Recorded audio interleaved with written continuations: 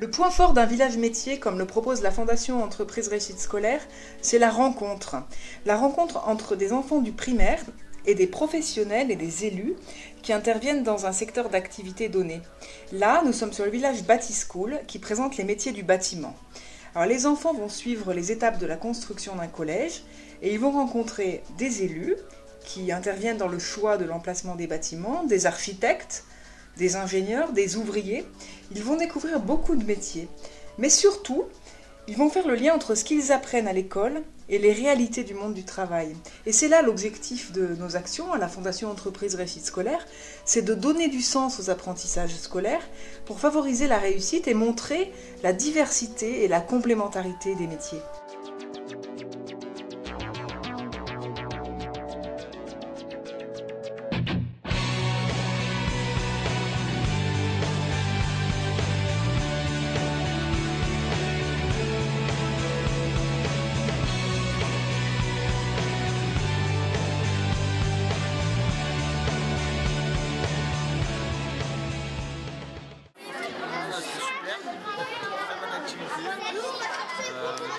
C'est bien spacieux, 15 minutes par atelier, je pense que ça va. Voilà, c'est à refaire. Nous voici à la première étape, c'est le lancement du projet. À cette étape, les enfants rencontrent un personnage clé. Il s'agit de Monsieur Desmello, l'élu. Il est en train de leur lancer un défi. Il va leur demander de choisir le terrain le plus adapté pour la construction du nouveau collège. Les enfants sont en train d'étudier les déplacements, la démographie, les zones à risque et plein d'autres choses.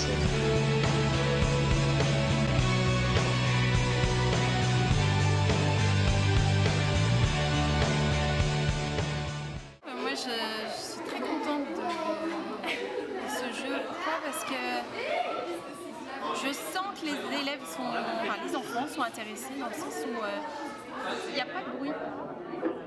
Il y a 60 enfants dans cette salle et j'ai vraiment le sentiment qu'ils sont intéressés. Nous voici maintenant sur le deuxième stand.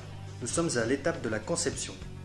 Nous sommes à la rencontre de Madame Archibaud, l'architecte, et de ses collaborateurs. Ici, l'objectif, c'est de manipuler, de construire, de créer, de travailler ensemble. Le défi, c'est la réalisation d'une maquette. Et bien sûr, pas n'importe laquelle, la maquette du futur collège.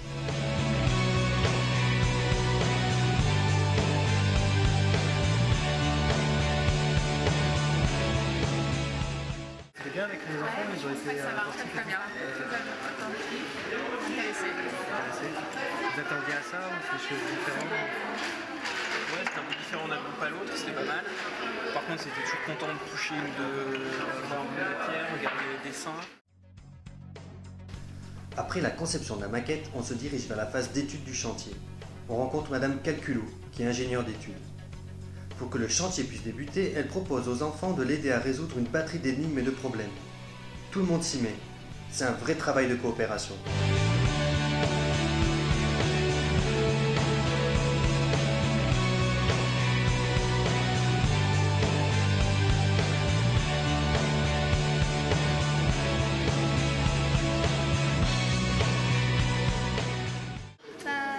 Aussi ça me plaît, moi ça m'a appris certaines choses. Il y a des choses que je savais pas du tout, ça m'a appris des choses assez importantes.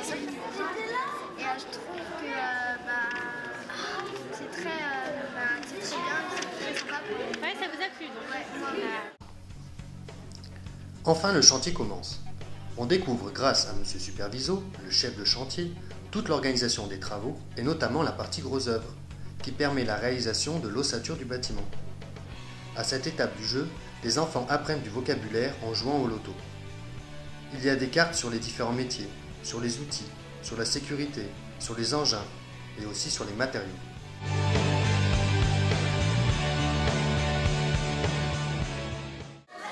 intéressant d'échanger avec des jeunes de ce stade parce qu'on se rend compte qu'ils sont déjà vachement éveillés et qu'ils s'intéressent beaucoup. C'est pour ça que c'est intéressant de travailler. La finition est la dernière étape avant la livraison et l'inauguration du bâtiment. Plombiers, électriciens, chauffagistes installent leur équipement. Monsieur Finito, l'électricien, défie les enfants. Ils doivent réaliser un montage électrique permettant d'éclairer une petite ampoule. C'est l'occasion de pratiquer une démarche scientifique, de manipuler, d'argumenter.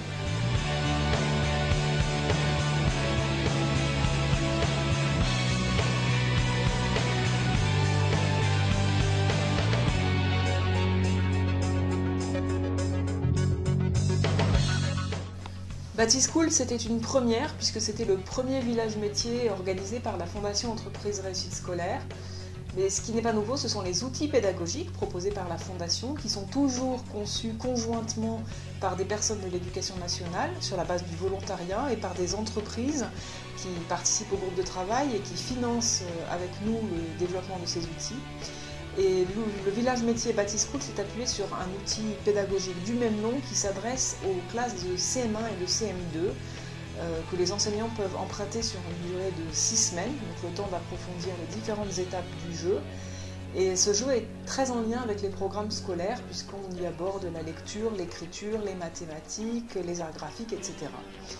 D'autres outils de ce type sont disponibles à la Fondation, mais d'autres sont aussi en projet. Donc si vous voulez participer à la conception d'un outil, en emprunter un ou éventuellement financer un outil sur votre métier, n'hésitez pas à contacter la Fondation.